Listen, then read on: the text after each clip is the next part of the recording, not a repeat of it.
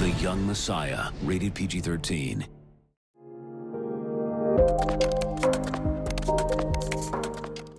Well, thank you so much, Jennifer, for this time to learn more about your experience with this amazing movie. You've had such an amazing career. Why this story?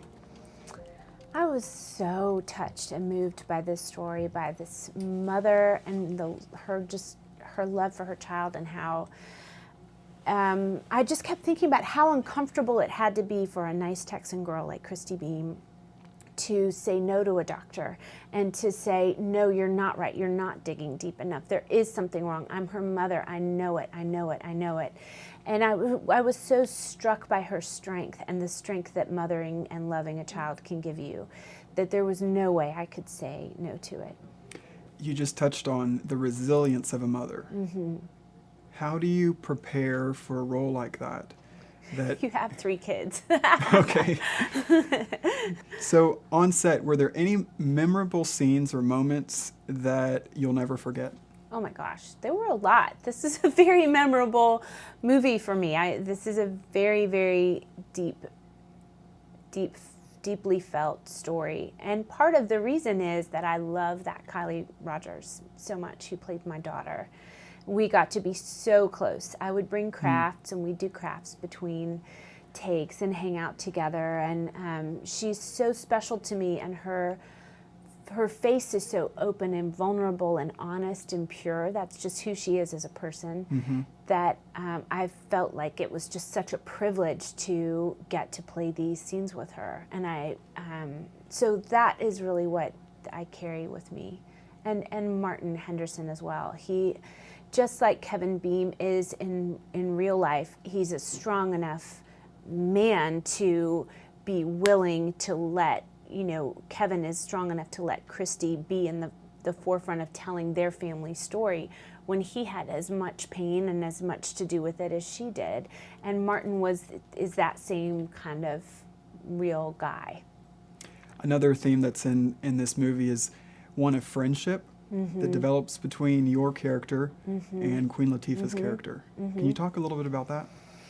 Well, one thing that I love is that this is a true story, and so they really did make friends with a waitress at the hotel restaurant, and she really did become their surrogate family, and again care for Annabelle and Christy when they came to town for Annabelle's treatments at Boston Children's Hospital. But there is nothing more important than girlfriends. I'm sorry.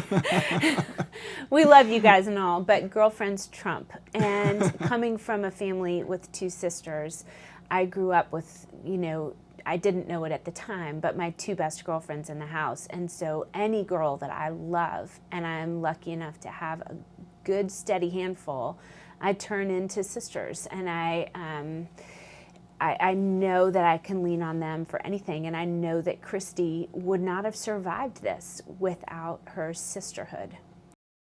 What inspired you when the story kind of came across your desk or across your path, if you will?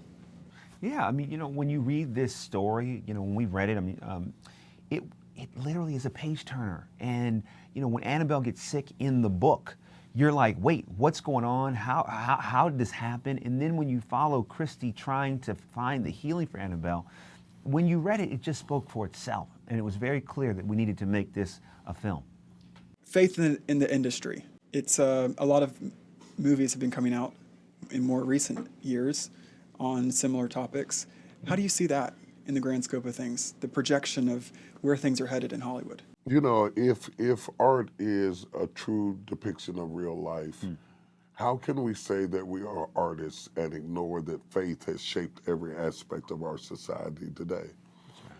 You don't have to be a person of faith to recognize if all of the religious artifacts were stripped off all the walls all around the world, look at what we would lose.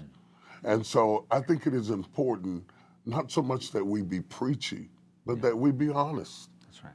That for millions of Americans, faith is how we survive the vicissitudes of life. And what we want to do is produce films that are legitimately honest about the culture, the times, and the world we live in.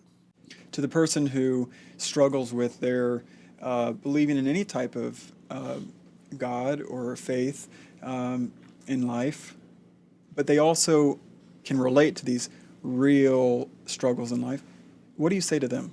How do they connect with this movie? I think that they will connect first, and I don't want to jump in. It's all good. But I It's all think good. that they will connect first because we are honest.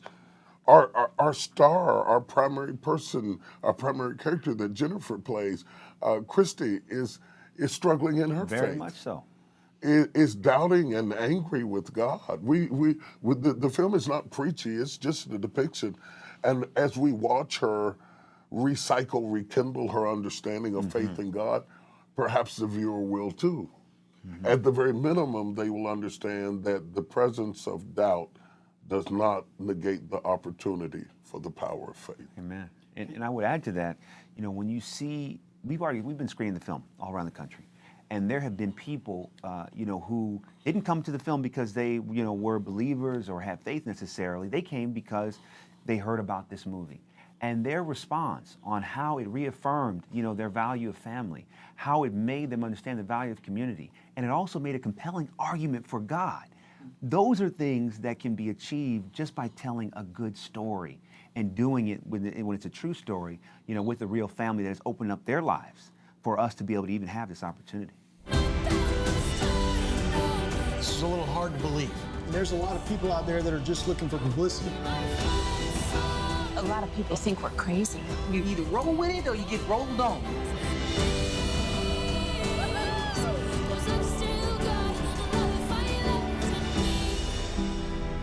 He told me I'd be fine. Who told you you'd be fine?